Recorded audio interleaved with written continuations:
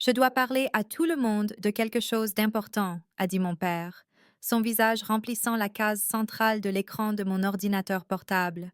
Et je me suis un peu redressée sur ma chaise de bureau dans mon appartement de Portland, pensant que c'était peut-être enfin le moment, que grand-mère allait peut-être avoir la fête surprise qu'elle méritait pour son 90e anniversaire, que j'allais peut-être enfin être incluse dans l'organisation cette fois. C'était le dimanche 14 mars 2023, exactement 14 heures, heure de l'Est, et j'avais rejoint l'appel Zoom pile à l'heure comme je le faisais toujours. La bonne fille, celle sur qui on peut compter, même si personne ne semblait jamais le remarquer. 47 personnes remplissaient la grille sur mon écran. De petits rectangles de cousins, de tantes, d'oncles et de petites cousins que je ne voyais qu'au mariage et aux enterrements, attendant tous que papa se racle la gorge de cette manière si particulière qu'il avait quand il était sur le point de faire une annonce solennelle. Comme vous le savez tous, Patricia et moi avons travaillé avec notre avocat spécialisé en succession, a-t-il poursuivi, et ma mère était assise à côté de lui dans le cadre, les mains jointes sur ses genoux, le visage soigneusement neutre de cette façon qu'elle avait perfectionnée en 40 ans de mariage. Mon estomac a commencé à se nouer, bien que je n'aurais pas su dire pourquoi, un instinct animal qui a pressenti le danger avant que mon esprit conscient ne le rattrape. Nous avons pris des décisions concernant notre testament, et je crois en la transparence.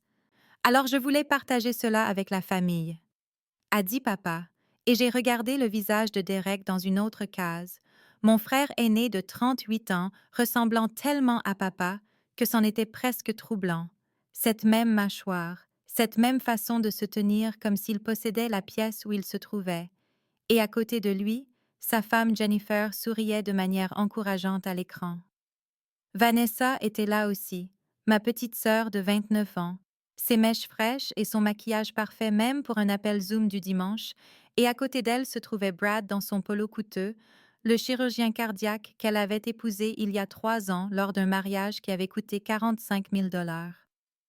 Nous divisons notre patrimoine entre nos enfants qui ont bâti des vies et des familles réussies, a dit papa. Et les mots étaient si désinvoltes, si factuels, que je ne les ai presque pas saisis au début. Derek et Vanessa se partageront tout à parts égales. Nous avons décidé de retirer complètement Maya de l'héritage. Les mots flottaient dans l'air numérique, transmis par des câbles à fibres optiques et des satellites vers 47 écrans différents dans 47 endroits différents. Et j'ai senti mon visage s'empourprer, senti mes mains s'engourdir, senti quelque chose à l'intérieur de ma poitrine se fissurer comme la glace sur un étang en hiver. C'était réel. C'était en train de se produire. Mon père venait d'annoncer à toute notre famille élargie que je ne valais rien, que j'avais si complètement échoué dans la vie que je ne méritais même pas une reconnaissance symbolique dans son testament, et il l'avait fait publiquement, délibérément, devant tout le monde que nous connaissions. J'étais l'enfant du milieu, la discrète, celle qui s'était toujours fondue dans le décor pendant que Derek recevait les éloges et Vanessa l'attention. Mais c'était différent, c'était une déclaration formelle de mon inutilité, et papa parlait encore, expliquant son raisonnement comme s'il présentait une proposition commerciale, et je ne pouvais pas bouger, pas parler. Je ne pouvais que fixer son visage sur mon écran, tandis que 46 autres visages regardaient mon humiliation se dérouler en temps réel. Avant de continuer l'histoire, merci de vous abonner. Je dois atteindre les 1000 abonnés pour pouvoir vous apporter chaque jour des histoires comme celle-ci. Pour vous, ce n'est qu'un clic, mais pour moi, cela signifie énormément. Laissez-moi être clair sur la situation, a poursuivi papa, et j'ai réalisé avec un sentiment de nausée qu'il n'avait pas fini, que l'annonce elle-même n'avait été que le début, et que maintenant venait l'explication, la justification de la raison pour laquelle son enfant du milieu méritait une humiliation publique. Maya a 34 ans et loue toujours un appartement. Elle n'a jamais acheté de bien immobilier, jamais investi dans son avenir de manière significative. Elle fait un vague travail dans l'informatique qu'elle peine à expliquer aux gens, Rien de concret, rien que l'on puisse montrer en disant Ma fille a construit ça. Sa voix portait ce ton particulier de déception que j'avais entendu toute ma vie, et j'ai regardé le visage de ma mère à l'écran, attendant qu'elle dise quelque chose, n'importe quoi, pour interrompre cette récitation de mes échecs. Mais Patricia Patel est restée silencieuse à côté de son mari, ses mains toujours jointes, son expression toujours soigneusement neutre. Derek, d'un autre côté, et j'ai vu le visage de mon frère changer légèrement, s'installer dans la satisfaction. Derek a bâti un cabinet d'orthodontie florissant avec 3 emplacements maintenant. Lui et Jennifer nous ont donné 3 beaux petits-enfants. Il possède une maison d'une valeur de 750 000 dollars. Il s'est établi comme un pilier de sa communauté. Derek a légèrement hoché la tête, acceptant cet éloge comme son dû, et j'ai pensé au fait que son cabinet avait en fait des difficultés. Comment il s'était plaint à moi 2 Noëls auparavant de problèmes de fidélisation des patients, mais bien sûr, papa ne le savait pas, parce que Derek ne lui montrait que la réussite. Et Vanessa a poursuivi papa, son visage s'adoucissant comme il le faisait toujours quand il parlait de ma petite sœur. Vanessa a épousé Bradford, un chirurgien cardiaque, et ils construisent une belle vie ensemble. Ils regardent des propriétés dans le Connecticut maintenant, parlent de fonder une famille. Elle a fait d'excellents choix. J'ai regardé Vanessa essayer de paraître modeste, mais il y avait autre chose dans son expression aussi. Quelque chose qui aurait pu être de l'inconfort, bien que ce fût difficile à dire sur le petit écran. Mon patrimoine vaut environ 1,2 million de dollars, a dit papa, et j'ai entendu quelqu'un halter, probablement un des jeunes cousins qui ne réalisait pas que nos parents avaient ce genre d'argent. Et Patricia et moi avons décidé de le partager à parts égales entre Derek et Vanessa. Ils ont des familles, des dépenses, des avenirs à planifier. Ils ont prouvé qu'ils étaient responsables.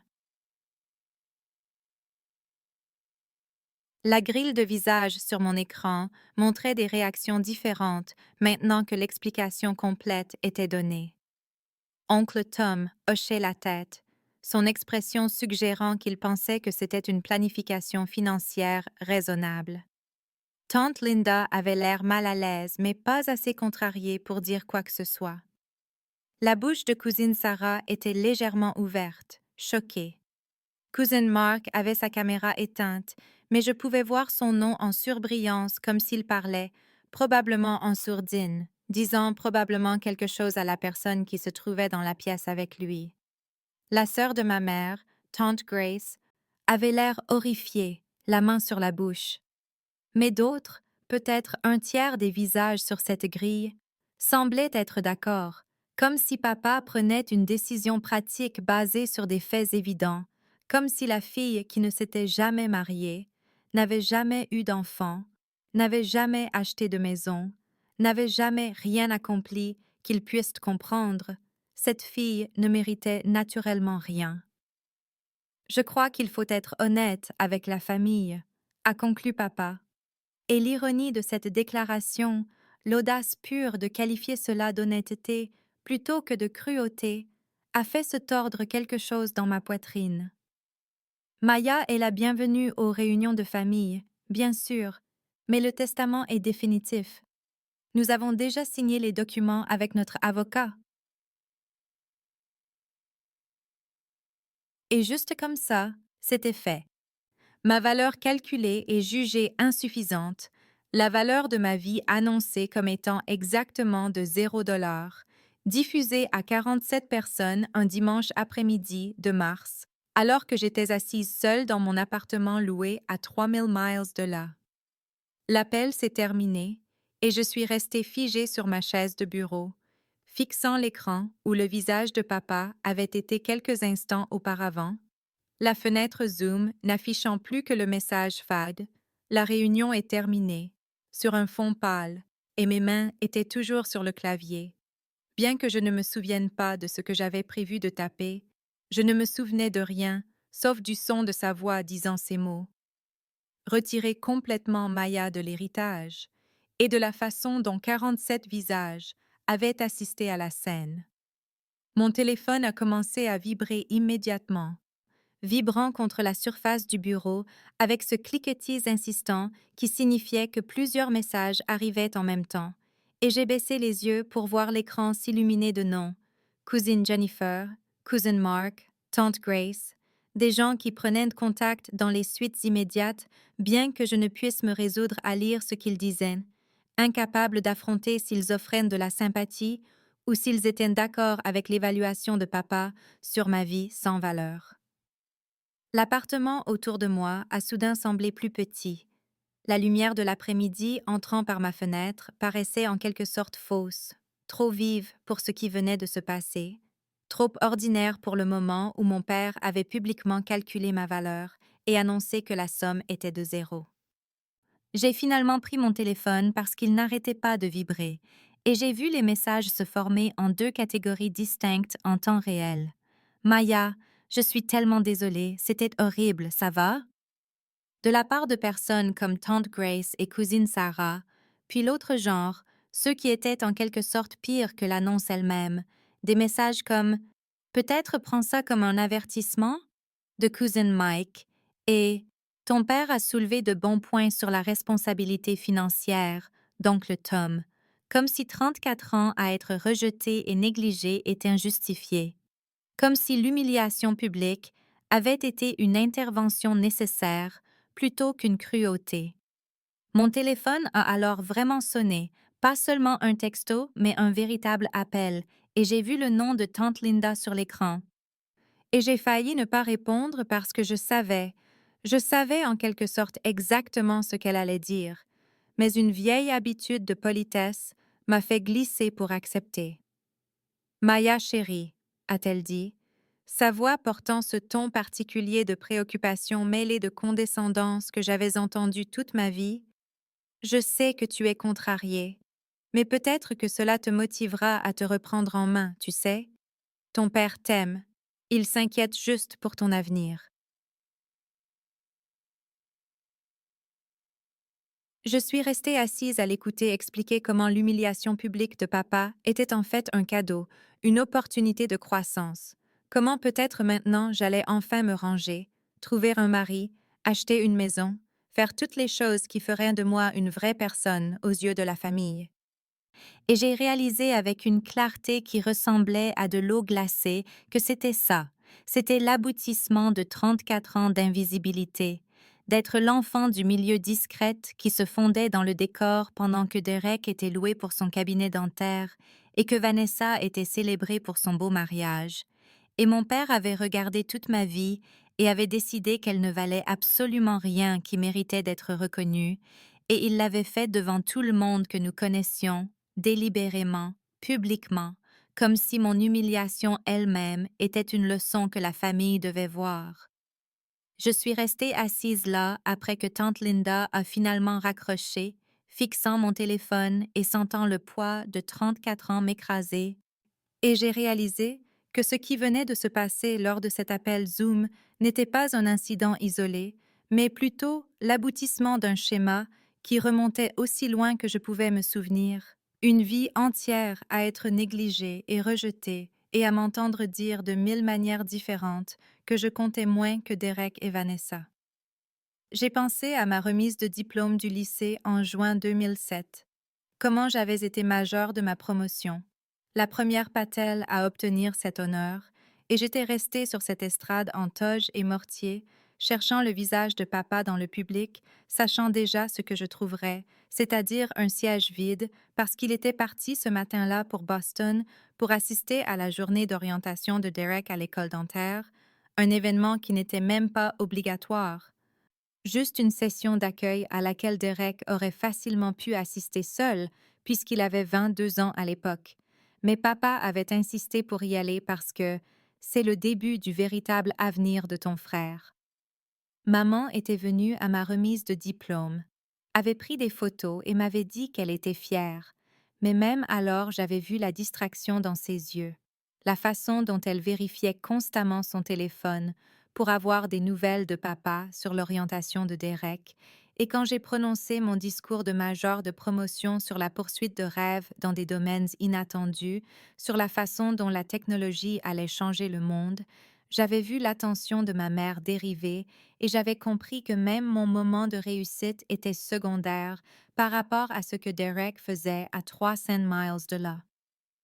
Puis il y a eu le MIT, la lettre d'admission qui est arrivée en mars 2008, la grosse enveloppe qui signifiait que j'avais été acceptée dans l'une des meilleures écoles d'ingénieurs du monde, avec une bourse partielle basée sur le mérite, et j'avais été si excitée, j'avais appelé papa au travail pour lui dire, et il avait dit: C'est bien, Maya, mais nous devons parler du coût parce que l'informatique n'est pas une vraie carrière pour les femmes, pas comme la médecine ou la dentisterie, et je ne suis pas sûre que ça vaille l'investissement alors que tu vas probablement juste te marier et arrêter de travailler de toute façon.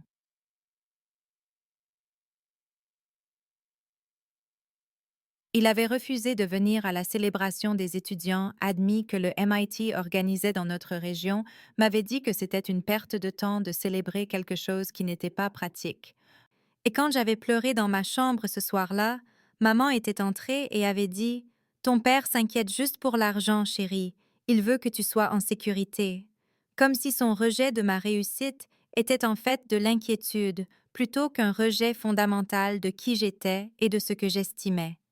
J'avais payé la majeure partie de mes études au MIT moi-même grâce à des bourses, des programmes de travail-études et des prêts étudiants qu'il m'a fallu 6 ans pour rembourser, tandis que Derek avait vu la totalité de ses frais de scolarité à l'école dentaire couverts par nos parents, 80 000 au total.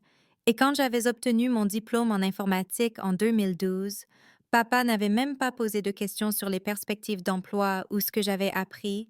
Il avait juste dit: Eh bien, maintenant tu dois trouver un mari avant de trop te concentrer sur le travail. Comme si mon éducation avait été quelque chose à tolérer plutôt qu'à célébrer. Et puis, à 26 ans, en 2015, quand j'avais économisé 15 000 et que j'avais un plan d'affaires pour une start-up de conseil en technologie, que j'avais fait toutes les études de marché et les projections financières, que je m'étais présentée à papa avec la même demande que Derek avait faite 2 ans plus tôt quand il avait eu besoin de 80 000 pour la compte de son cabinet. Papa avait regardé ma présentation soigneusement préparée et avait dit: C'est un passe-temps, Maya, pas une vraie entreprise. Je ne vais pas gaspiller d'argent pour quelque chose qui fera faillite en un an.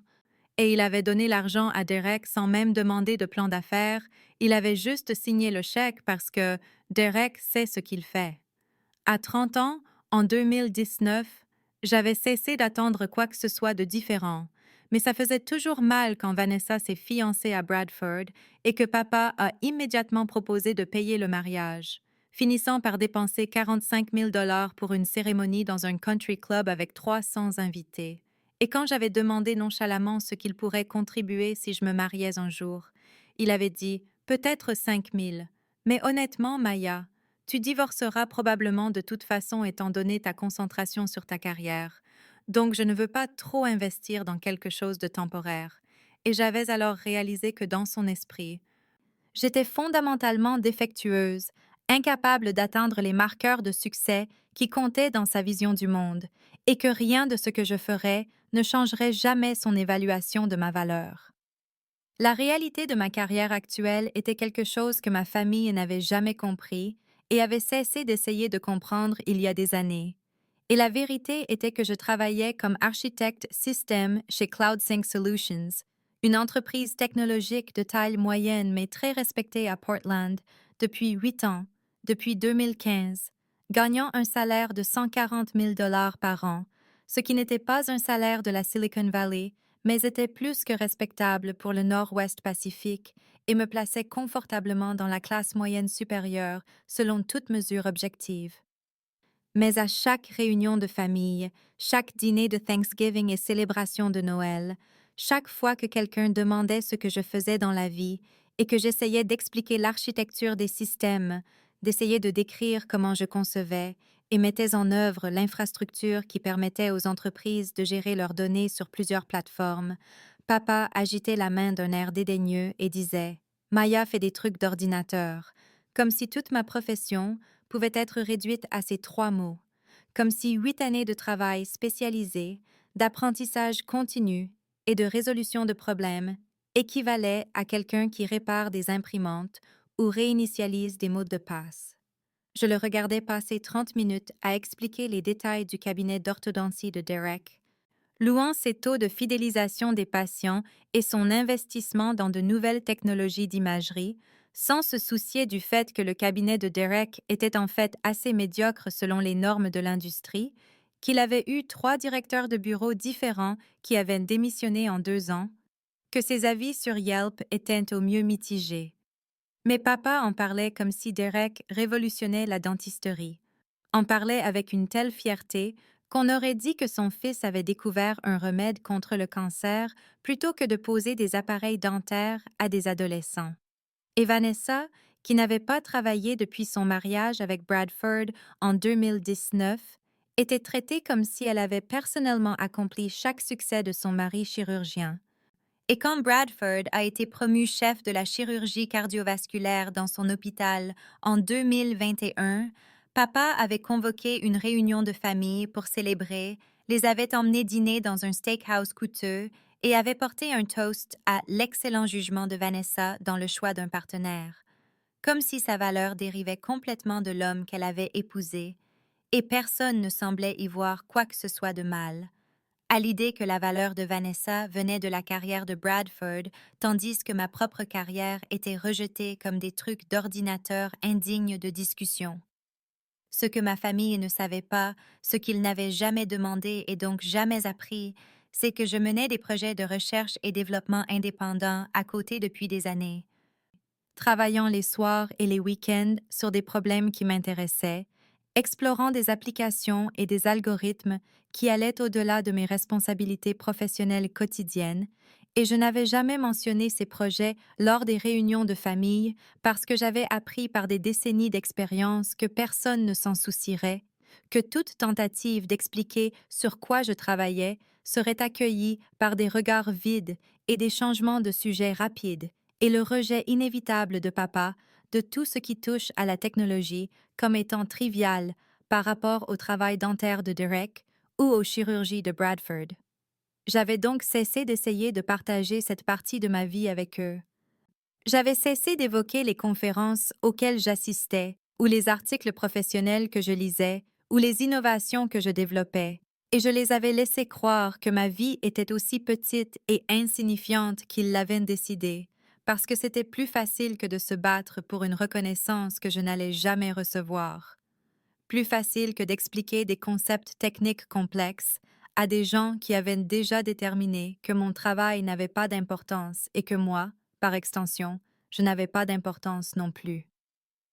Le brevet lui-même avait commencé 18 mois plus tôt, en septembre 2021, alors que je travaillais sur un projet personnel qui n'avait rien à voir avec mon travail chez CloudSync Solutions, explorant un problème qui me fascinait depuis des années sur la façon dont les algorithmes de compression de données géraient la redondance dans les systèmes de stockage en nuage, et j'avais bricolé différentes approches dans mon bureau à domicile, les soirs et les week-ends, remplissant des carnets de calcul et exécutant des simulations sur mon serveur personnel, non pas parce que quelqu'un me l'avait demandé, ou parce que je pensais que cela mènerait à quelque chose de particulièrement rentable, mais simplement parce que le problème était intéressant et que résoudre des problèmes intéressants était ce qui m'avait toujours apporté de la joie, même si personne dans ma famille ne comprenait ou ne se souciait de cette joie.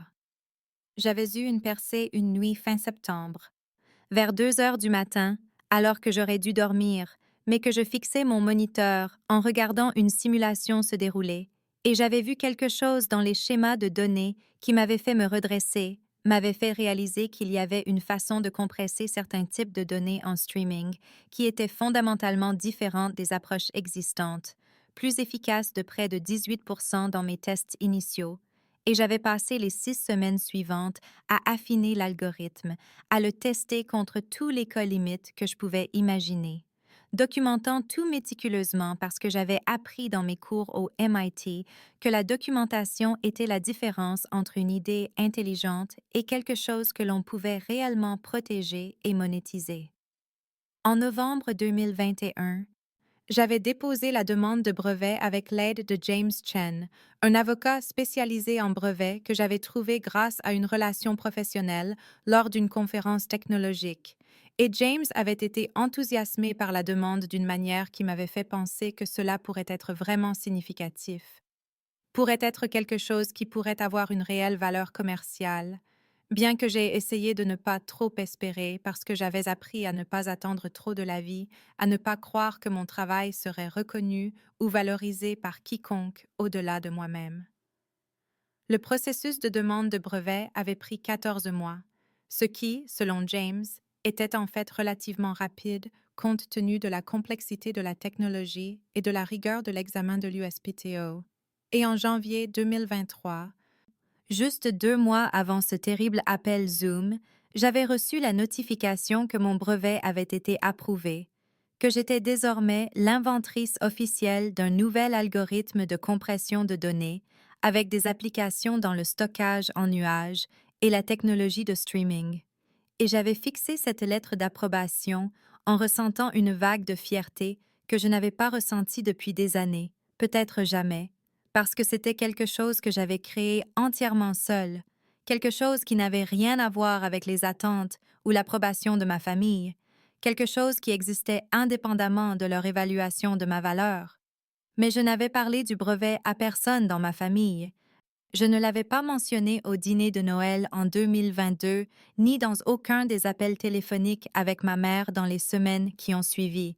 Parce qu'à ce moment-là, j'étais en négociation préliminaire avec 3 grandes entreprises technologiques pour la licence de la technologie, et j'avais engagé Rebecca Torres, une consultante en licence spécialisée dans les contrats de propriété intellectuelle, et Rebecca m'avait conseillé de rester discrète jusqu'à ce que nous ayons une offre solide sur la table. Mais la vérité plus profonde était que j'avais gardé le secret parce que j'avais été conditionnée par 34 ans de rejet à croire que rien de ce que je faisais n'importerait à ma famille de toute façon, que même si je leur parlais du brevet, ils trouveraient un moyen de le minimiser ou de changer de sujet ou de le comparer défavorablement au cabinet d'orthodontie de Derek. Et j'étais si fatiguée de me battre pour une reconnaissance que j'avais décidé de laisser simplement cette réussite exister dans la partie de ma vie que ma famille ne voyait jamais et ne demandait jamais. Le moment de l'annonce de papa lors de cet appel Zoom, l'ironie amère d'être déclaré publiquement sans valeur quelques semaines seulement après avoir reçu l'approbation du brevet et alors que j'étais en négociations actives qui pourraient changer ma vie, ne m'a pas échappé même dans ces premières heures horribles après qu'il m'ait humiliée devant 47 membres de la famille. Et je me souviens avoir pensé que si c'était un film, le timing semblerait trop parfait, trop artificiel.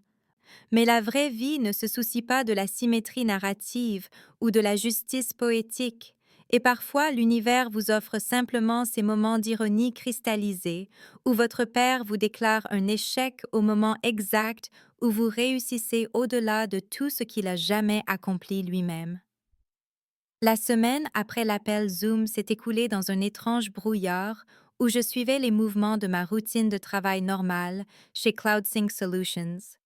Mais j'avais l'impression de me déplacer sous l'eau, déconnectée de tout ce qui m'entourait, et je savais que mes collègues remarquaient que quelque chose n'allait pas parce que j'avais toujours été fiable et concentrée, et soudain je fixais mon moniteur sans rien voir, je perdais le fil des conversations en réunion.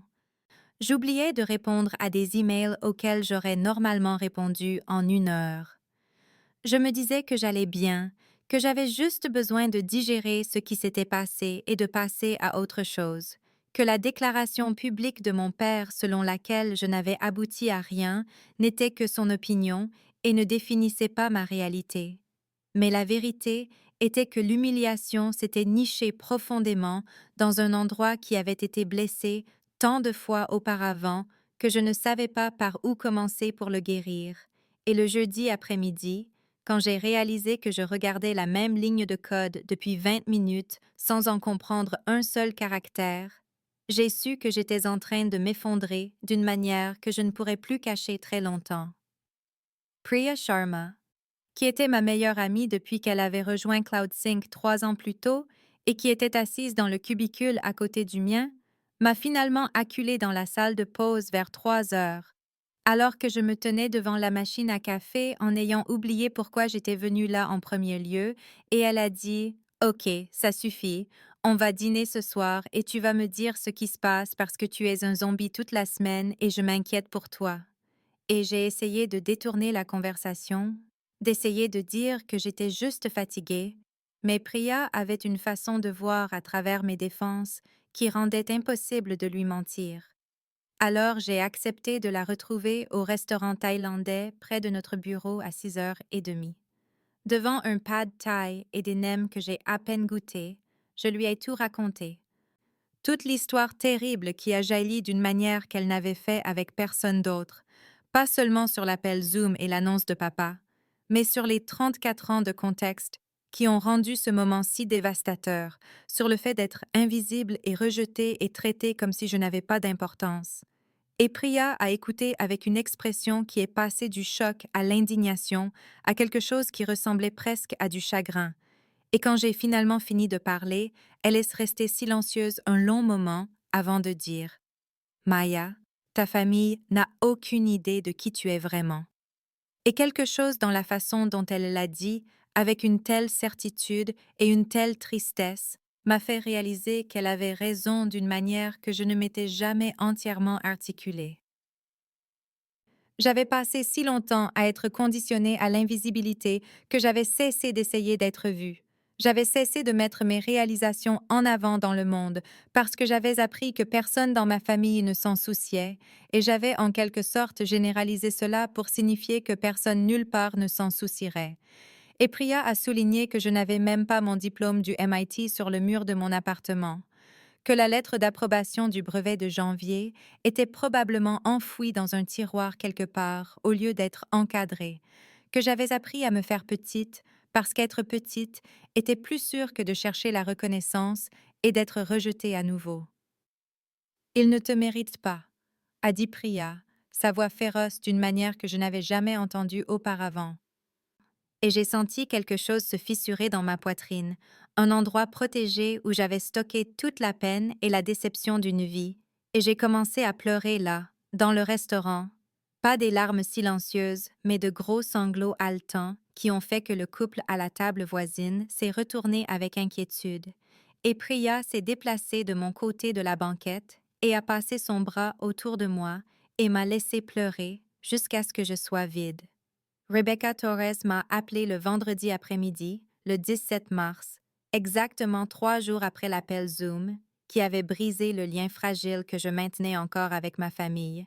Et quand j'ai vu son nom sur l'écran de mon téléphone, j'ai failli ne pas répondre parce que j'étais encore dans ce brouillard d'humiliation et de chagrin, rejouant encore les paroles de mon père en boucle.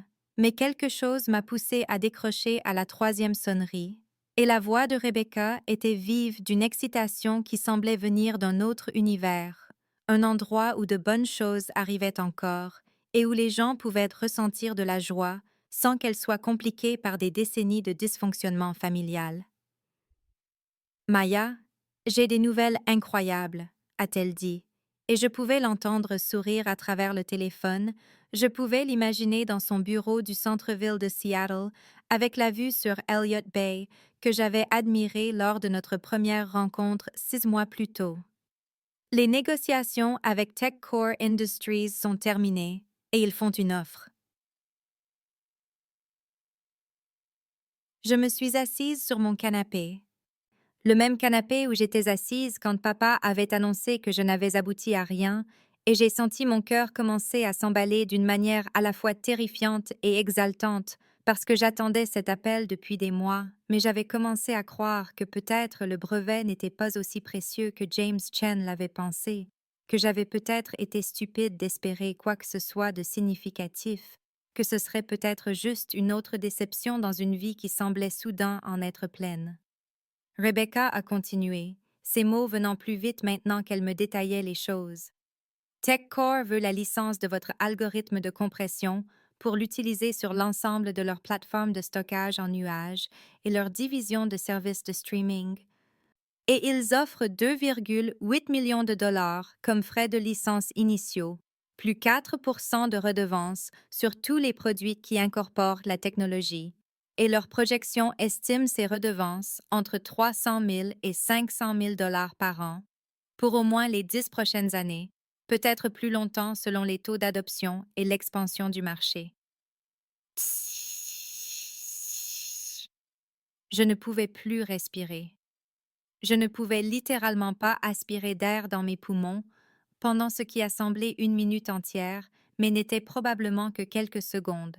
Et Rebecca a dû sentir quelque chose parce qu'elle a dit « Maya, tu es là ?» Et j'ai réussi à faire un son qui n'était pas tout à fait un mot, mais qui a apparemment communiqué que j'étais toujours consciente. 2,8 millions de dollars.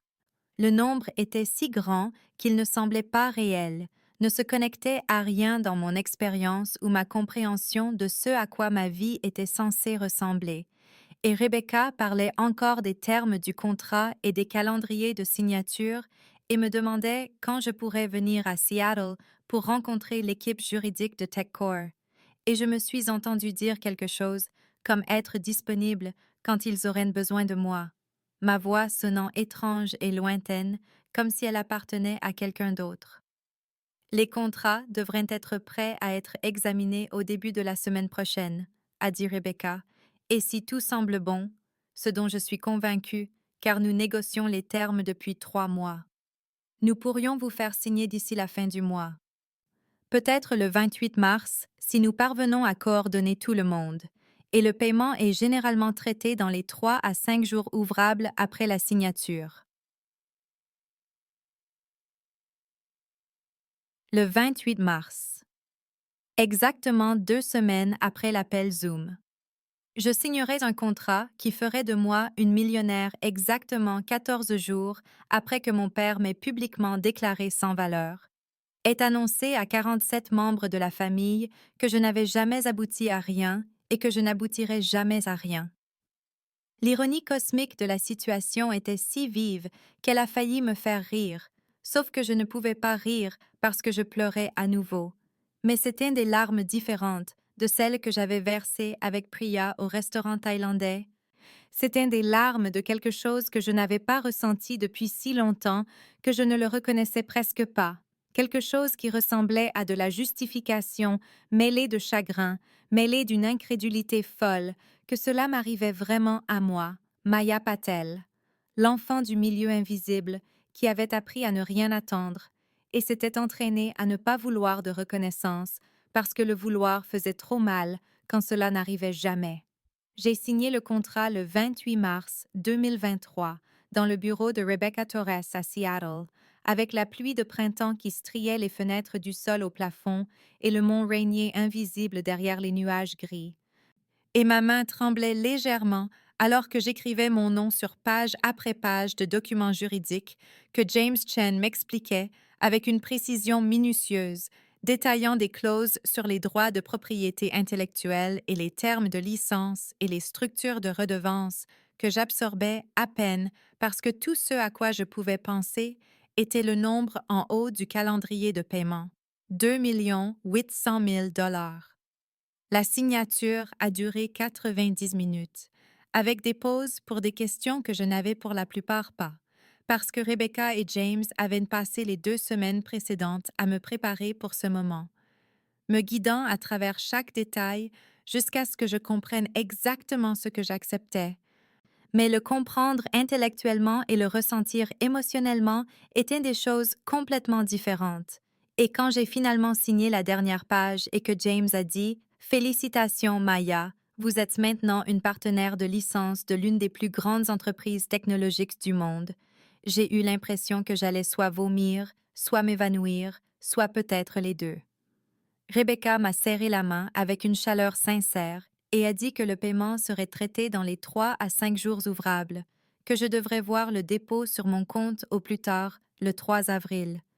Et j'ai hoché la tête et l'ai remercié ainsi que James et suis sortie de l'immeuble de bureau sous la pluie de Seattle, en ayant l'impression d'avoir laissé mon corps quelque part vers la page 47 du contrat et d'être maintenant juste une conscience flottant à travers une réalité qui n'avait plus tout à fait de sens. Je suis retournée à Portland dans un état second, les 5 heures de route passant en ce qui a semblé à la fois des minutes et des jours, et je n'arrêtais pas de penser à la voix de mon père lors de cet appel Zoom 2 semaines plus tôt, à la certitude avec laquelle il avait annoncé que je n'avais jamais abouti à rien, à la cruauté désinvolte de déclarer mon inutilité à 47 membres de la famille, et comment dans la même semaine où il avait fait cette déclaration, j'avais finalisé un accord qui me rendrait plus riche qu'il ne l'avait jamais été. L'argent est arrivé sur mon compte le 1er avril, 3 jours après la signature, et je me suis assise sur mon canapé dans mon appartement de location, fixant l'écran de mon téléphone sur le nombre qui était apparu dans le solde de mon compte courant, comme s'il avait été conjuré par une sorte de blague cosmique. 2 000. Je l'ai regardé pendant ce qui a dû être 20 minutes, rafraîchissant l'application bancaire encore et encore pour m'assurer que c'était réel, que les chiffres n'allaient pas soudainement se réarranger en quelque chose de plus raisonnable, de plus aligné avec ce à quoi ma vie était censée ressembler. J'étais plus riche que tout le patrimoine de mon père, celui qu'il partageait entre Derek et Vanessa en m'excluant explicitement. J'avais plus d'argent sur mon compte courant en ce moment que Derek n'en avait gagné dans toute sa carrière d'orthodontiste. J'étais financièrement indépendante d'une manière que je n'avais jamais imaginée possible et je suis restée avec cette information pendant des jours, ne le disant à personne sauf à Priya, ne faisant aucun mouvement ni ne prenant aucune décision, existant simplement dans cette nouvelle réalité étrange où les faits fondamentaux de ma vie avaient si radicalement changé que je ne savais plus qui j'étais censée être. Priya est venue le 3 avril avec une bouteille de champagne et une expression de fierté féroce, et elle a dit « Tu dois leur frotter ça au nez, à tous ceux qui t'ont fait te sentir petite. » Mais j'ai réalisé en l'entendant dire cela que la vengeance n'était pas ce que je voulais, ou du moins pas la vengeance dans sa forme la plus simple. Je ne voulais pas blesser ma famille comme ils m'avaient blessée. Je voulais quelque chose de plus difficile à articuler, quelque chose qui ressemblait plus à de la reconnaissance qu'à de la justification, plus à être vu qu'à avoir prouvé que j'avais raison. Je voulais que mon père sache qu'il s'était trompé sur moi, catastrophiquement trompé, et je voulais qu'il doive vivre avec cette connaissance. Je voulais qu'ils me voient tous, vraiment me voir, peut-être pour la première fois de ma vie.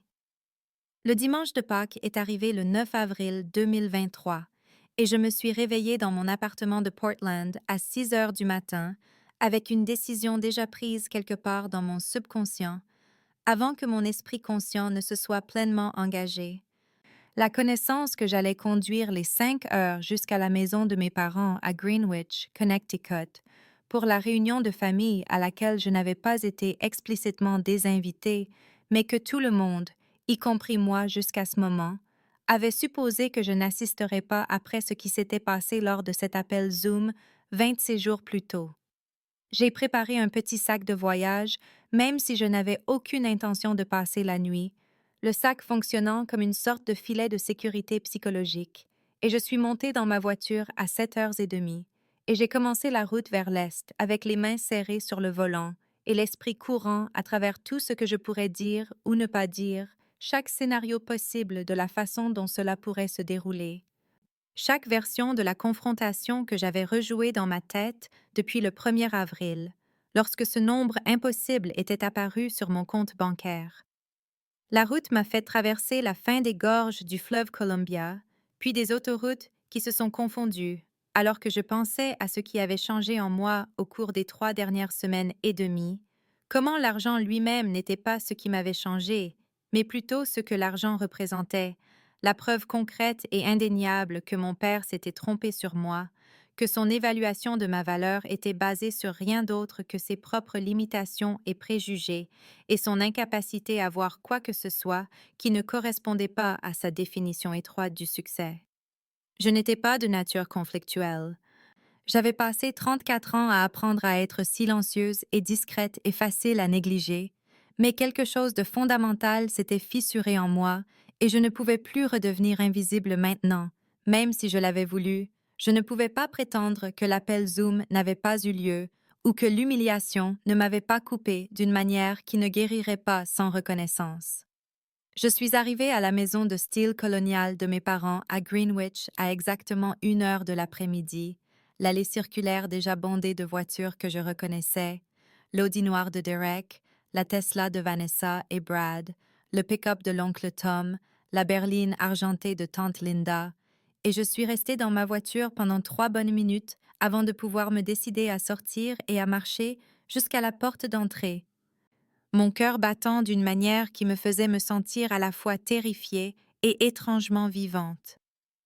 Ma mère a ouvert la porte avant que je puisse frapper, et son visage a traversé une série visible d'émotions. Surprise, confusion, quelque chose qui aurait pu être de la culpabilité, avant qu'elle ne parvienne à dire « Maya, je ne pensais pas que tu viendrais ». Et j'ai entendu dans ces mots toutes les choses qu'elle ne disait pas, toutes les suppositions que ma famille avait faites sur la façon dont il m'avait complètement brisée, sur la façon dont il s'attendait à ce que j'accepte mon exil.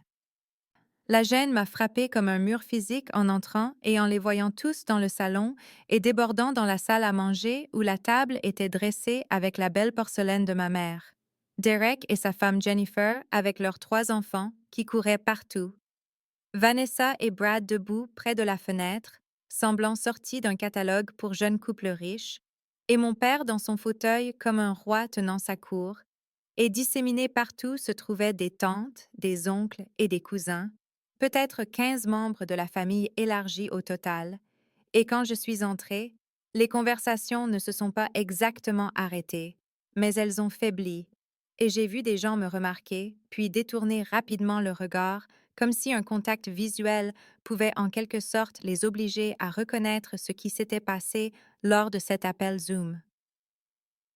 La réunion était atroce d'une manière que je n'avais pas entièrement anticipée, les dynamiques sociales que j'avais endurées pendant 34 ans étant maintenant mises à nu et hyper visibles parce que je les voyais à travers des yeux différents, à travers les yeux de quelqu'un qui connaissait sa valeur, même si personne dans cette pièce ne la connaissait. Les gens évitaient de mentionner l'appel Zoom avec un soin étudié qui rendait son absence plus évidente qu'une discussion directe ne l'aurait été, les conversations évitant soigneusement tout ce qui pourrait toucher aux successions, au testament ou aux décisions familiales, et j'étais traitée avec un mélange de pitié et de dédain qui me semblait si familier que c'en était presque réconfortant dans sa prévisibilité, comme enfiler un vieux manteau qui n'avait jamais été à la bonne taille, mais que j'avais porté si longtemps que j'avais cessé de remarquer la façon dont il me serrait les épaules. Mon père a à peine reconnu ma présence au-delà d'un bref signe de tête lorsque je suis entrée pour la première fois dans la salle à manger, son attention entièrement concentrée sur Derek et Vanessa et leurs familles respectives, posant à Derek des questions détaillées sur ses projets d'expansion de cabinet et hochant la tête avec une profonde satisfaction, alors que Derek expliquait qu'il envisageait d'ouvrir un deuxième emplacement dans le comté de Fairfield, faisant potentiellement appel à 2 orthodontistes associés pour gérer le surplus de patients. Je me suis assise à l'extrémité de la table pendant le dîner, à côté de la fille adolescente de la cousine Beth, qui a passé tout le repas sur son téléphone, et j'ai mangé mon jambon, mes pommes de terre rôties et ma casserole de haricots verts, pendant que Derek tenait la cour à l'autre bout, et je l'ai entendu dire à un moment donné, sa voix portant clairement le long de la table. Le truc, c'est que certaines personnes comprennent la création de richesses et la planification financière à long terme, et d'autres ne développent tout simplement jamais cet état d'esprit. Vous voyez ce que je veux dire? Et il ne me regardait pas quand il l'a dit, mais l'implication était assez claire pour que Jennifer lui touche doucement le bras, comme pour le calmer, bien que le mal soit déjà fait. Vanessa et Brad parlaient avec mes parents des maisons de vacances qu'ils envisageaient dans les Hamptons, montrant des photos sur le téléphone de Vanessa de propriétés de plusieurs millions de dollars avec accès privé à la plage, et mon père rayonnait d'une fierté si évidente en regardant ces photos, disant « Vous deux avez construit une si belle vie ensemble, je suis si fière de ce que vous avez accompli. » Et le fait que ce soit le salaire de chirurgien de Brad qui ait construit cette vie, et non quoi que ce soit que Vanessa ait fait elle-même, semblait sans importance pour tout le monde à table. J'ai mangé ma nourriture et je suis restée silencieuse, observant ces dynamiques que j'avais endurées toute ma vie se dérouler exactement comme elles l'avaient toujours fait. Les enfants en or loués pour des réalisations à la fois réelles et empruntées, l'enfant négligé ignoré même assise à 10 pieds de distance, et j'ai ressenti la vieille douleur familière de l'invisibilité combinée à quelque chose de nouveau, quelque chose qui ressemblait presque à un détachement anthropologique, comme si j'étudiais une culture étrangère plutôt que de participer à ma propre famille. La révélation qui s'était cristallisée en moi au cours des 3 dernières semaines et demie, depuis ce matin où j'avais vu ces chiffres sur mon compte bancaire, était simplement ceci: ces gens ne déterminent pas ma valeur. Ils ne l'ont jamais fait. Et le fait que j'ai passé 34 ans à chercher la validation de personnes constitutionnellement incapables de me voir était tragique, mais ce n'était pas irréparable, parce que je pouvais me voir maintenant, même s'ils ne le pouvaient pas.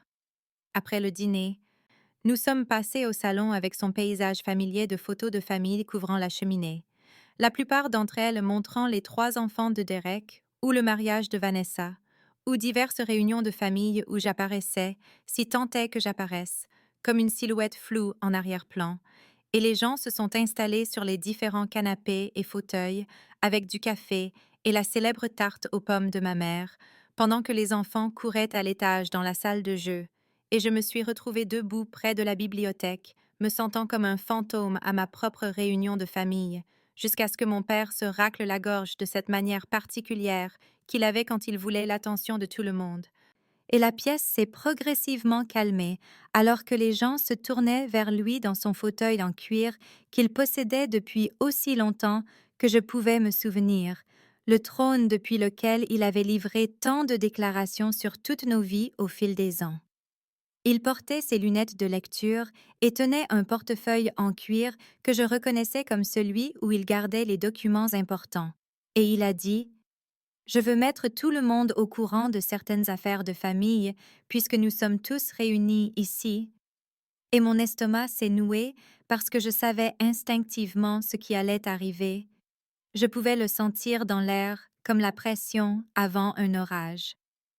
Patricia et moi avons rencontré notre avocat la semaine dernière, a-t-il poursuivi. En regardant ma mère qui était assise sur le bras de son fauteuil, avec sa main sur son épaule, dans un geste d'unité qui m'a donné l'impression de les regarder de très loin, et nous avons finalisé les mises à jour de notre plan successoral que j'ai mentionné lors de l'appel familial le mois dernier, tout est maintenant officiellement documenté avec le cabinet. Il a regardé directement Derek puis Vanessa avec une expression de satisfaction et de fierté si grande que quelque chose dans ma poitrine m'a fait physiquement mal. Je prépare mes enfants au succès, a-t-il dit, et il a insisté sur le mot enfant d'une manière qui semblait conçue pour m'exclure de cette catégorie, comme si j'existais dans une autre classification entièrement, une désignation inférieure qui ne méritait pas la même considération, en m'assurant que lorsque votre mère et moi serons partis, les personnes qui ont construit de vraies vies et de vraies familles auront les ressources pour maintenir et développer ce qu'elles ont créé. Tao ko kesemdi. Derek a hoché la tête solennellement comme s'il recevait une responsabilité sacrée plutôt que de l'argent qu'il n'avait pas gagné. Et Vanessa a cherché la main de Brad avec une expression qui réussissait à être à la fois reconnaissante et suffisante, et j'ai regardé cette scène se dérouler avec une étrange conscience partagée. Une partie de moi étant toujours la fille invisible qui avait appris à absorber ses blessures en silence, mais une autre partie de moi, celle qui devenait plus forte depuis le 1er avril, a soudainement atteint un point de rupture que je ne savais pas venir. « Papa !» me suis-je entendu dire. Et ma voix a semblé forte dans la pièce même si je ne l'avais pas élevée. Nous devons parler de ce que tu as fait lors de cet appel Zoom. La pièce est devenue complètement silencieuse. Toutes les conversations se sont arrêtées. Les gens se sont figés avec des tasses de café à mi-chemin de leur bouche. Mon père s'est tourné pour me regarder avec une expression d'irritation mêlée de surprise, comme si un meuble s'était soudainement mis à parler. J'ai pris une décision pratique basée sur la réalité, Maya, a-t-il dit, son ton dédaigneux de cette manière que je connaissais si bien, cette manière qui m'avait appris pendant 34 ans que mes pensées et mes sentiments étaient des interruptions inopportunes aux affaires importantes de la famille. Tes frères et sœurs ont construit quelque chose de leur vie. Ils ont des familles et des responsabilités et des avenirs qui doivent être sécurisés. Quelque chose s'était brisé en moi, ou peut-être que quelque chose s'était enfin refermé. La partie de moi qui avait passé 34 ans à absorber ses blessures en silence, soudainement incapable de continuer dans ce rôle, et j'ai senti ma voix gagner en force, même si mes mains tremblaient à mes côtés. Tu veux parler de ce qu'ils ont construit? Ai-je dit, et je pouvais entendre l'émotion dans ma voix, mais je n'ai plus essayé de la cacher. Je n'ai pas essayé de me faire plus petite ou plus silencieuse ou plus acceptable. Parlons de ce que j'ai construit pendant que tu ne faisais pas attention. Pendant que tu étais si occupée à louer Derek pour son cabinet d'orthodontie médiocre et Vanessa pour son beau mariage, que tu ne m'as jamais demandé une seule fois sur quoi je travaillais. Derek s'est levé du canapé, le visage rouge. Maya, ce n'est ni le moment ni l'endroit pour cette conversation. A-t-il dit de ce ton condescendant qu'il avait perfectionné au fil des ans, la voix de l'enfant en or qui n'avait jamais eu à se battre pour la reconnaissance. Nous pouvons en discuter en privé si tu es contrarié. Mais je ne me suis pas arrêtée. Je ne pouvais pas m'arrêter maintenant que j'avais commencé. Non, Derek. Nous allons en discuter ici même, maintenant, devant tout le monde. Parce que c'est exactement ce que papa m'a fait le 14 mars, quand il a dit à 47 membres de la famille que je n'aboutissais à rien, quand il a annoncé à toute notre famille élargie que j'étais si sans valeur que je ne méritais pas d'être incluse dans son testament. Je me suis retournée vers mon père, qui serrait les bras de son fauteuil en cuir, avec une expression qui était à la fois de l'inconfort et de la défensive. J'ai été la seule de tes 3 enfants à payer mes propres études, le savais-tu? Le MIT, papa. J'ai été acceptée au MIT et tu as refusé de venir à la célébration des admis parce que tu as dit que l'informatique n'était pas une vraie carrière pour les femmes, tu te souviens? Tu as payé l'intégralité des frais de scolarité de Derek à l'école dentaire, chaque centime, mais j'ai travaillé 3 emplois pour couvrir mes dépenses parce que tu as dit que je devrais me concentrer sur la recherche d'un mari au lieu de perdre du temps avec la technologie. Ma mère avait commencé à pleurer, des larmes silencieuses coulant sur son visage, mais elle n'a pas interrompu, n'a pas défendu mon père comme elle était restée silencieuse lors de cet appel Zoom. Quand j'avais 26 ans et que je voulais créer une entreprise de conseil, je t'ai demandé un prêt de 15 000 $ et tu as dit non. Tu as appelé ça un passe-temps, mais la même année, tu as donné à Derek 80 000 $ pour la compte de son cabinet. Tu lui as tendu un chèque sans hésitation.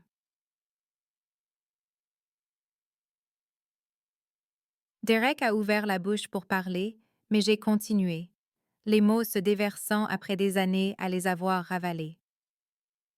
Quand Vanessa s'est mariée, tu as payé 45 000 $ pour son mariage, tu n'as reculé devant aucune dépense, mais tu m'as dit que si je me mariais un jour, j'obtiendrais au maximum 5 000 $ parce que je divorcerais probablement de toute façon, ce sont tes mots exacts, et tu as trouvé ça drôle quand tu l'as dit.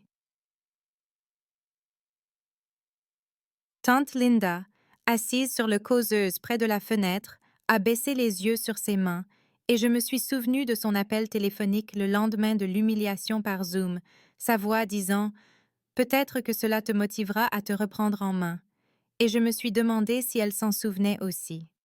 Mon père a bougé sur sa chaise, son expression défensive se fissurant légèrement. « Tu es dramatique, Maya, a-t-il dit, mais sa voix avait moins de certitude maintenant. J'ai pris une décision financière basée sur des considérations pratiques. Derek et Vanessa ont des familles, ils ont des dépenses et des responsabilités, ils ont des avenirs qui doivent être sécurisés. Et moi non, ai-je dit, et ma voix s'est légèrement brisée sur les mots. Je n'ai pas d'avenir, je n'ai pas de valeur. Tu t'es tenu devant toute notre famille, et tu leur as dit que je n'avais jamais abouti à rien, que je louais toujours à 34 ans comme si c'était une sorte d'échec moral, que je faisais un vague travail dans l'informatique, comme si ma carrière était sans importance, et tu l'as fait publiquement, délibérément, pour m'humilier.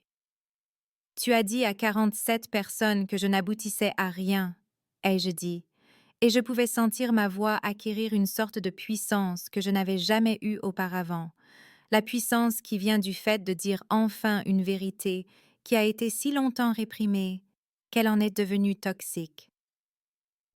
Tu m'as humilié publiquement parce que tu as décidé que ma vie n'avait aucune valeur. Tu as fait un spectacle de mon inutilité devant toute notre famille élargie, des gens que je connais depuis toute ma vie, et tu l'as fait délibérément, consciemment. Tu as programmé un appel Zoom et rassemblé tout le monde pour pouvoir annoncer que je ne valais pas la peine d'être incluse dans ton héritage. Plusieurs de mes cousins regardaient maintenant leurs mains, et je pouvais voir le malaise sur leur visage, la reconnaissance peut-être qu'ils avaient été témoins de quelque chose de cruel et n'avaient rien dit. Et tante Linda, qui m'avait appelée la veille pour me dire que cela pourrait me motiver à me reprendre en main, avait maintenant l'air de vouloir disparaître dans le rembourrage de la causeuse. La mâchoire de mon père s'est crispée et il s'est penché en avant sur sa chaise, avec cette expression têtue que je connaissais si bien, le regard qui disait qu'il avait pris sa décision et qu'aucune émotion ou raison ne la changerait. Maya, tu es déraisonnable, a-t-il dit, sa voix prenant ce ton de sermon qu'il avait utilisé tout au long de mon enfance, chaque fois que j'avais osé exprimer de la peine ou de la déception. Tu loues un appartement à 34 ans, tu fais un vague travail dans l'informatique que personne d'entre nous ne comprend, tu n'es pas marié, tu n'as pas d'enfant, tu n'as aucune perspective que je puisse voir, et je suis réaliste sur la situation, je suis pratique sur l'endroit où mon patrimoine devrait aller pour faire le plus de bien. Les mots m'ont frappé comme des coups physiques. Chacun étant une confirmation de toutes les choses terribles que j'avais crues sur la façon dont il me voyait, et j'ai senti quelque chose se fissurer dans ma poitrine, mais au lieu que la douleur ne s'échappe, il y avait une étrange clarté, une certitude calme sur ce que je devais faire ensuite. J'ai sorti mon téléphone de ma poche, et mes mains étaient plus stables que je ne l'aurais cru alors que je le déverrouillais et ouvrais mon application bancaire. Et j'ai navigué jusqu'à mon compte courant où j'avais gardé un demi-million de dollars de fonds liquides, tandis que le reste de l'argent se trouvait sur les comptes d'investissement que Rebecca Torres m'avait aidé à mettre en place. Tu veux parler d'être réaliste? Ai-je dit, et j'ai tourné l'écran du téléphone vers mon père, le tenant fermement pour qu'il puisse voir les chiffres clairement, le solde qui indiquait 512 847,63 sur mon compte courant Chase. C'est mon compte courant, papa. C'est un demi-million de dollars. Le reste est investi. La pièce est devenue complètement immobile, le genre de silence qui semble presque solide, comme si l'air lui-même s'était figé, et j'ai regardé le visage de mon père alors qu'il fixait l'écran, ses yeux parcourant les chiffres comme s'il essayait de les décoder, comme s'ils étaient écrits dans une langue qu'il ne comprenait pas, et sa bouche s'est légèrement ouverte, mais aucun mot n'en est sorti. C'est mon compte courant, papa, ai-je dit, et ma voix était stable maintenant, claire et forte d'une manière qu'elle n'avait jamais été dans cette maison, devant ces gens qui avaient passé 34 ans à ne pas me voir. C'est un demi-million de dollars. Le reste est investi. La pièce est devenue si silencieuse que je pouvais entendre le tic-tac de l'horloge grand-père dans le couloir, entendre le souffle de quelqu'un se couper, sentir le poids de tous les yeux dans la pièce se déplacer entre mon visage et l'écran de téléphone que je tendais vers mon père, et je l'ai regardé fixer les chiffres comme s'ils étaient écrits dans une langue étrangère, sa bouche s'ouvrant et se fermant sans un son, son visage se vidant de sa couleur. Où as-tu commença-t-il, mais les mots moururent dans sa gorge, et j'ai retiré le téléphone, le tenant maintenant à deux mains comme s'il s'agissait d'une preuve dans un procès, ce qui, d'une certaine manière, je suppose, était le cas.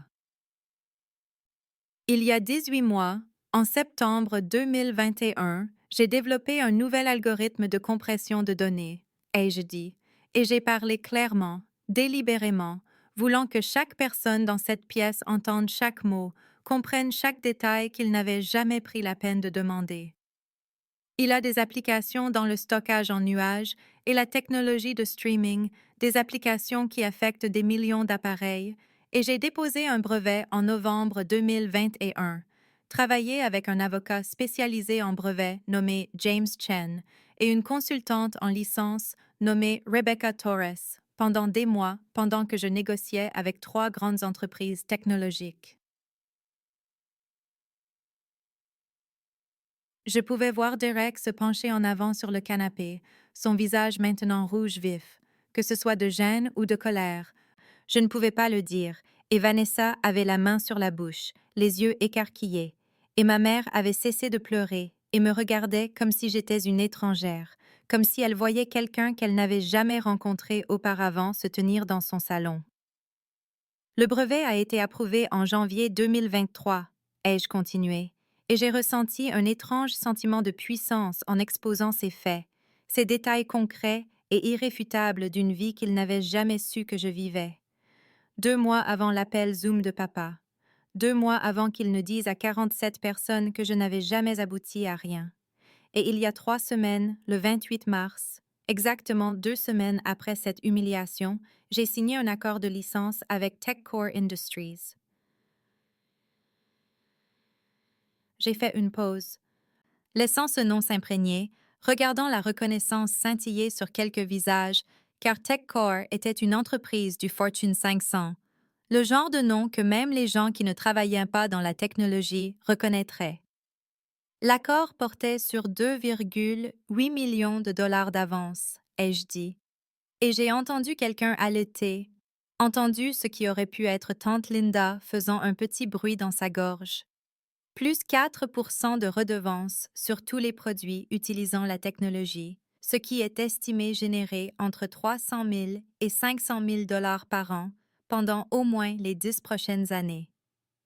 Le silence qui a suivi était différent maintenant, plus lourd, chargé d'une sorte de choc qui frisait l'incrédulité, et j'ai regardé le visage de mon père alors qu'il traitait les chiffres, alors qu'il faisait le calcul dans sa tête et réalisait ce que je lui disais. « Je ne suis pas seulement justifiée, papa, » ai-je dit doucement. « Je vaux plus que tout ton patrimoine, le 1,2 million de dollars que tu partages entre Derek et Vanessa, le patrimoine dont tu m'as retiré parce que tu as décidé que je n'avais aucune valeur, aucune perspective, aucun avenir digne d'investissement. » Mon père a bégayé, son visage toujours vidé de sa couleur, ses yeux essayant encore de donner un sens à ce que je lui avais montré, et les mots sont sortis fragmentés et confus. Tu n'as jamais rien dit à ce sujet, Maya. Tu n'as jamais mentionné que tu travaillais sur quelque chose comme ça. Comment étions-nous censés savoir? Et je l'ai interrompu. Pas exactement avec colère, mais avec une clarté qui semblait s'être accumulée en moi pendant 34 ans, attendant ce moment précis pour se cristalliser en mots. Tu n'as jamais demandé, papa, ai-je dit, et ma voix était calme maintenant, mais elle portait à travers la pièce avec plus de poids que n'importe quel cri n'aurait pu le faire. Et j'ai regardé son visage alors que ces 3 mots atterrissaient, alors que leur vérité simple et dévastatrice s'installait sur tout le monde dans la pièce. En 34 ans, tu ne m'as jamais demandé une seule fois sur quoi je travaillais, tu n'as jamais posé de questions sur mes recherches, tu n'as jamais posé de questions sur mes projets ou mes objectifs, ou ce que je construisais pendant ces heures que je passais devant mon ordinateur que tu rejetais comme si je perdais mon temps à des passe-temps. Je pouvais sentir l'attention de tout le monde dans la pièce entièrement concentrée sur moi maintenant, une sorte d'attention que je n'avais jamais expérimentée de la part de ces personnes de toute ma vie. Et cela semblait étrange, puissant et triste à la fois parce qu'il avait fallu un relevé bancaire pour qu'ils écoutent enfin. Chaque fois que j'essayais de parler de mon travail, tu appelais ça des trucs d'ordinateur et tu changeais de sujet. Tu te détournais littéralement de moi au milieu d'une phrase pour demander à Derek des nouvelles de son cabinet ou à Vanessa de ses projets de mariage. Tu as décidé que j'étais sans valeur, sans jamais me connaître, sans jamais demander qui j'étais vraiment ou ce que je faisais réellement de ma vie. Mon père a ouvert la bouche, mais aucun mot n'est sorti, et je pouvais voir quelque chose s'effondrer dans son expression, une structure défensive qu'il avait construite pour justifier son traitement envers moi, commençant à se fissurer. Et j'ai continué, parce que j'avais besoin qu'il comprenne tout, toute la portée de ce qu'il n'avait jamais vu.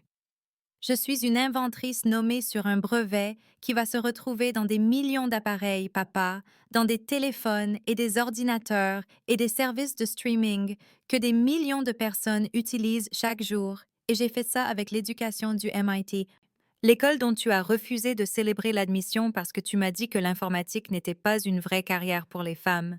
Le diplôme que j'ai payé entièrement moi-même parce que tu as donné 80 000 $ à Derek pour son cabinet, mais tu ne voulais pas me donner 15 000 pour démarrer une entreprise.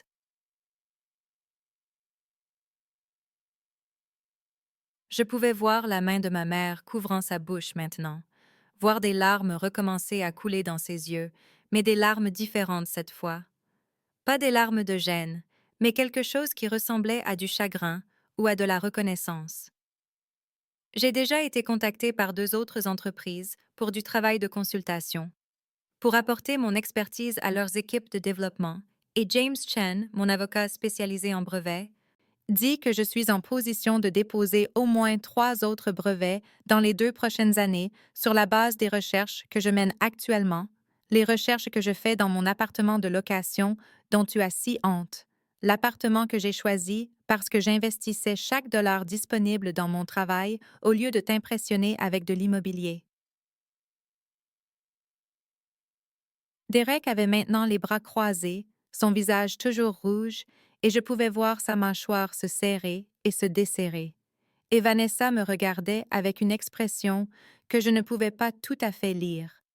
Quelque chose entre le choc et ce qui aurait pu être les premiers frémissements de respect, et mon père était juste assis là dans son fauteuil, semblant plus petit d'une certaine manière, diminué, comme si la révélation de mon succès l'avait physiquement réduit. La pièce a éclaté dans le chaos, non pas du genre bruyant et explosif, mais du genre où tout le monde semblait bouger et parler en même temps à voix basse et urgente. Et j'ai tout regardé depuis le centre de la tempête que j'avais créée, me sentant étrangement calme maintenant que la vérité était enfin révélée après 34 ans à être cachée. Cousin Marcus, à qui j'avais à peine parlé en une décennie, s'est soudainement levé de l'endroit où il était assis près de la fenêtre, son téléphone à la main et son visage transformé par la reconnaissance, et il a dit assez fort pour couper à travers les murmures. « Attends, tu es la Maya Patel du brevet sur l'algorithme de compression? Celui dont on parle partout dans les nouvelles technologiques depuis 2 mois? » Je me suis tournée pour le regarder, ce cousin qui travaillait pour une entreprise de logiciels à Boston, et j'ai hoché la tête lentement, regardant son expression passer du choc à quelque chose comme de l'admiration, et il a passé la main dans ses cheveux, l'air complètement abasourdi. Oh mon Dieu, je n'avais aucune idée que ce Patel était toi. Je n'ai jamais fait le lien. Nous parlons de ton algorithme au travail, de la façon dont il va révolutionner l'efficacité du stockage en nuages, et tu es ma cousine et je ne le savais même pas. D'autres membres de la famille sortaient maintenant leur téléphone. Je pouvais les voir taper, chercher, leurs visages illuminés par la lueur de leurs écrans, et j'ai regardé alors qu'ils trouvaient les articles dont Marcus parlait. La couverture de l'industrie technologique que j'avais vue, mais que je n'aurais jamais pensé que ma famille s'en soucierait ou comprendrait, et je pouvais voir le moment exact où chaque personne réalisait que c'était réel. quand le scepticisme ou la confusion sur leur visage se transformait en autre chose. Tante Linda, qui m'avait dit il y a à peine 4 semaines que l'humiliation publique de papa pourrait peut-être me motiver à me reprendre en main, fixait son téléphone avec la main sur la bouche, le visage rouge de ce que je reconnaissais comme de la mortification. Et elle ne voulait plus croiser mon regard maintenant, bien qu'elle n'ait eu aucun problème à me sermonner quand elle pensait que j'étais l'échec de la famille. Derek s'est levé brusquement, son visage toujours rouge mais plus sombre maintenant. Et il a dit avec une désinvolture forcée qui ne masquait pas tout à fait le tranchant de sa voix. « Eh bien, c'est super, Maya. Vraiment. C'est une réussite fantastique, mais l'argent ne fait pas tout, tu sais. Il y a plus dans la vie que les comptes en banque et les brevets. » J'ai ri. Je n'ai pas pu m'en empêcher. Le son est sorti net et clair dans le silence choqué de la pièce. Et je l'ai vu tressaillir légèrement, car il ne m'avait jamais entendu rire comme ça, avec quelque chose qui n'était pas tout à fait de l'humour, mais pas tout à fait de l'amertume non plus. Tu as tout à fait raison, Derek, ai-je dit, et ma voix était stable et claire, et je souriais, mais ce n'était pas un sourire heureux, c'était le sourire de quelqu'un qui avait enfin compris une blague qui avait été à ses dépens toute sa vie. L'argent ne fait pas tout. C'est exactement pourquoi ça a fait si mal que papa ait utilisé l'argent comme seule mesure de ma valeur, ait utilisé mon compte en banque et mon appartement de location et mon manque de mari avec une carrière prestigieuse comme preuve que je n'avais abouti à rien, et même avec tous ces facteurs soi-disant importants, j'ai quand même échoué à ses yeux. J'étais toujours si sans valeur qu'il m'a retiré de son testament et l'a annoncé à 47 personnes lors d'un appel Zoom. La pièce était redevenue silencieuse, ce silence lourd et chargé qui nous avait envahis par vagues tout au long de cette confrontation, et j'ai regardé mon père qui était toujours assis dans son fauteuil, l'air plus petit et plus vieux que je ne l'avais jamais vu, son visage gris et ses mains agrippant les accoudoirs, comme s'il avait besoin de quelque chose à quoi se raccrocher. Mon père a finalement parlé, et sa voix est sortie calme et presque confuse, dépouillée de la certitude défensive qu'il avait quelques instants auparavant, et il a dit « Pourquoi ne nous as-tu rien dit, Maya? Pourquoi n'as-tu rien dit sur ce sur quoi tu travaillais, sur le brevet, sur tout ça? » Et je l'ai regardé assis là dans son fauteuil, cet homme qui avait passé 34 ans à me faire sentir invisible, et j'ai senti quelque chose bouger dans ma poitrine, pas de la colère exactement, mais une profonde tristesse lasse pour toutes les années que nous avions perdues tous les deux parce qu'il ne pouvait pas me voir et que j'avais cessé d'essayer d'être vue. Je ne vous l'ai pas dit parce que j'ai été conditionnée à ne pas partager, papa, ai-je dit, et ma voix était plus calme maintenant, mais stable, et je pouvais sentir l'épuisement de 3 décennies s'installer dans mes mots. Chaque fois que j'essayais de te parler d'une réussite, tu la minimisais ou tu changeais de sujet ou tu trouvais un moyen de la faire paraître moins importante que ce que Derek ou Vanessa faisaient, et après des années de cela, j'ai simplement arrêté d'essayer. J'ai regardé son visage pendant que je parlais, l'ai vu tressaillir légèrement à la vérité de cela, et j'ai continué parce qu'il avait besoin de tout entendre, besoin de comprendre toute la portée de ce que son rejet avait créé. Quand j'ai été acceptée au MIT, tu as refusé de célébrer avec moi.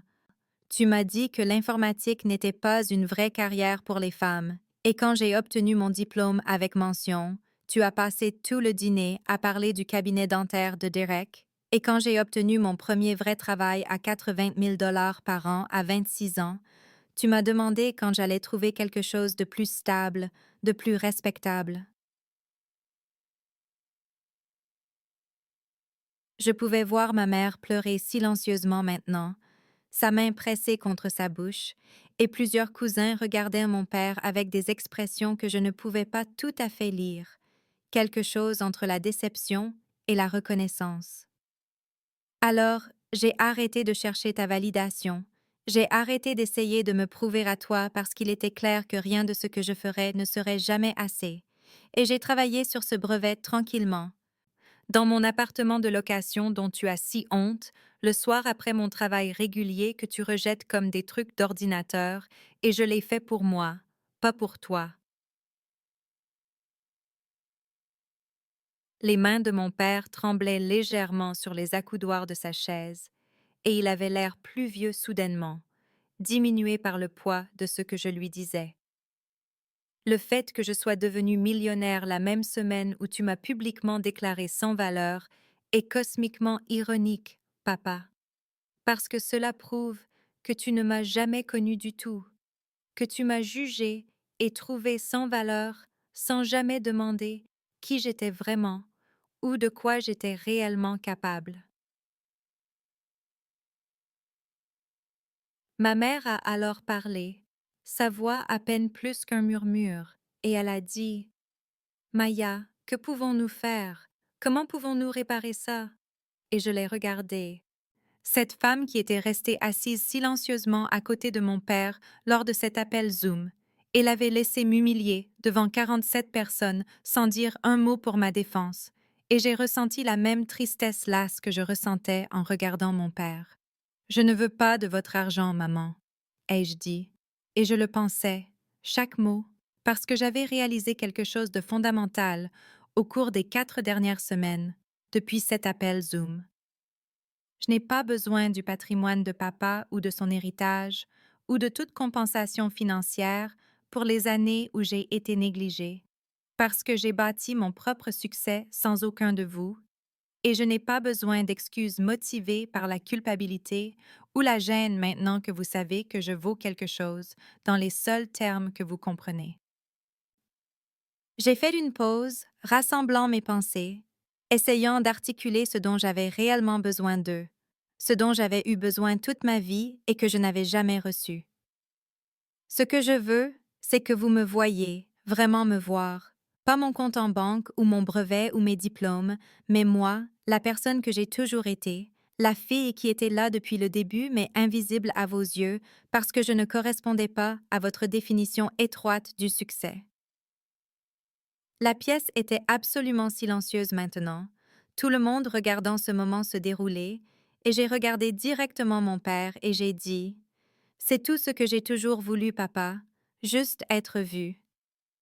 Mon père est resté assis dans son fauteuil pendant ce qui a semblé une minute entière sans parler, et j'ai regardé son visage traverser des émotions que je ne l'avais jamais vu manifester auparavant.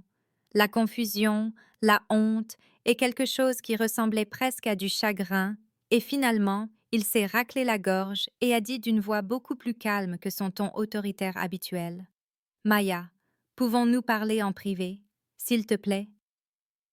Je l'ai regardé, cet homme qui avait passé toute ma vie à me rejeter, et j'ai senti l'épuisement de cette confrontation s'installer dans mes os, mais j'ai hoché la tête parce que je me devais de voir cela jusqu'à la fin, quelle qu'elle soit.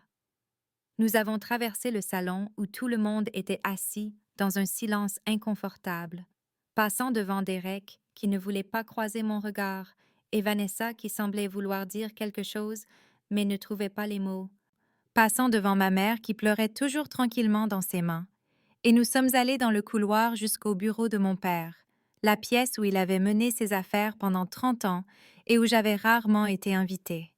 Il a fermé la porte derrière nous et est resté là un moment avec sa main toujours sur la poignée, le dos tourné, et je pouvais voir ses épaules trembler légèrement, et quand il s'est finalement retourné, ses yeux étaient humides et son visage s'était effondré dans une expression de douleur si vive que j'ai presque eu pitié de lui, presque. Je ne sais pas comment réparer ça, a-t-il dit, et sa voix s'est brisée sur le dernier mot, et il s'est assis lourdement sur sa chaise de bureau, comme si ses jambes ne le soutenaient plus. J'y pense depuis que tu m'as montré ce relevé de compte, depuis que Marcus a reconnu ton nom, depuis que j'ai réalisé que tout ce que je pensais savoir de toi était faux, et je ne sais pas comment arranger les choses. Je suis restée près de la porte, gardant une certaine distance entre nous, parce que je n'étais pas prête à offrir du réconfort, même s'il semblait s'effondrer. Et j'ai attendu qu'il continue, parce que c'était son moment pour affronter ce qu'il avait fait. Pas le mien, pour lui faciliter la tâche. Je n'ai jamais compris ton travail, a-t-il dit, et il regardait maintenant ses mains, pas moi. Quand tu parlais d'algorithmes et de compression de données et d'architecture de systèmes, tout cela me semblait du charabia, quelque chose d'abstrait et pas tout à fait réel, et je me sentais intimidée par ça, par toi, par le fait que tu étais plus intelligente que moi d'une manière que je ne pouvais pas comprendre ou mesurer. Il a alors levé les yeux, son visage brut d'une honnêteté que je n'avais jamais vue de sa part auparavant. Le succès de Derek, je pouvais le comprendre, je pouvais voir son cabinet et compter ses patients et entendre parler de ses revenus. Et le mariage de Vanessa avec Brad m'a donné quelque chose de concret à montrer et dont être fière. Mais tu travaillais sur des choses que je ne pouvais pas voir ou toucher ou expliquer à d'autres personnes. Et au lieu de te demander de m'aider à comprendre, au lieu d'être fière d'avoir élevé quelqu'un d'assez brillant pour créer quelque chose pour lequel des entreprises technologiques paieraient des millions, je t'ai rejeté parce que ton succès me faisait me sentir petit. Ce n'étaient pas des excuses complètes, mais c'était plus d'honnêteté que je n'en avais jamais eu de sa part. Et j'ai senti quelque chose bouger légèrement dans ma poitrine. Pas du pardon exactement, mais la reconnaissance qu'il voyait enfin son propre échec. Que puis-je faire, Maya? A-t-il demandé, et il avait l'air diminué assis là, dans son fauteuil en cuir. Cet homme qui avait toujours semblé si certain de ses jugements et si confiant dans son autorité. Je ne peux pas reprendre ce que j'ai dit lors de cet appel Zoom.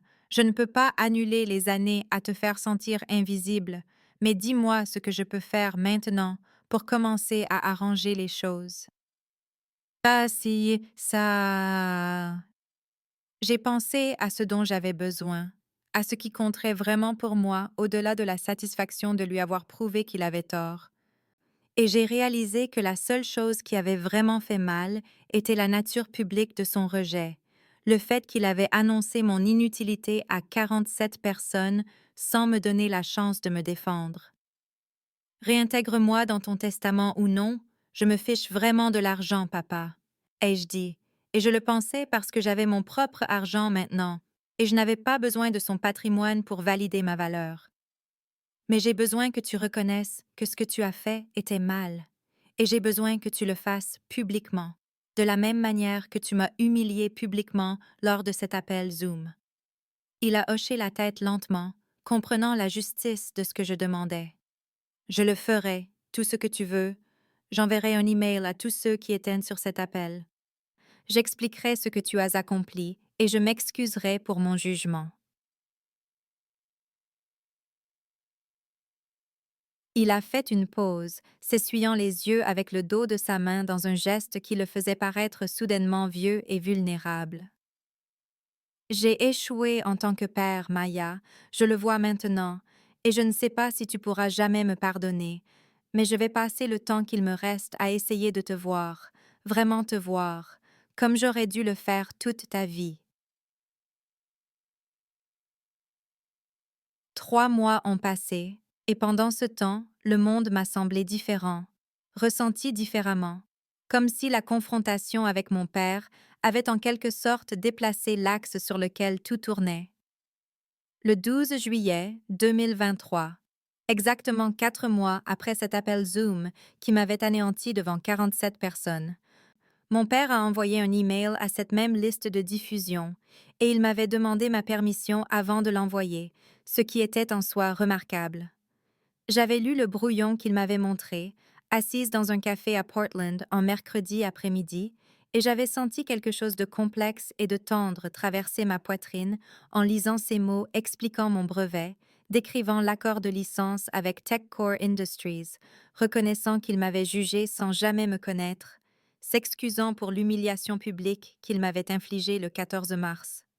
J'avais tort à propos de ma fille Maya, avait-il écrit.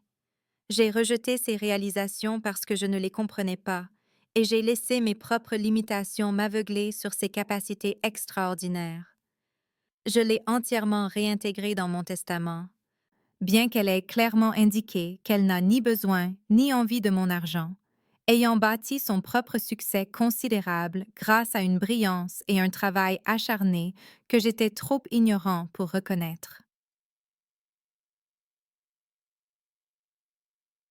L'email m'a été transféré par au moins 6 parents différents, certains avec de brèves notes de soutien, et tante Linda a envoyé un message séparé qui disait simplement: Je suis désolée, Maya. J'avais tort aussi.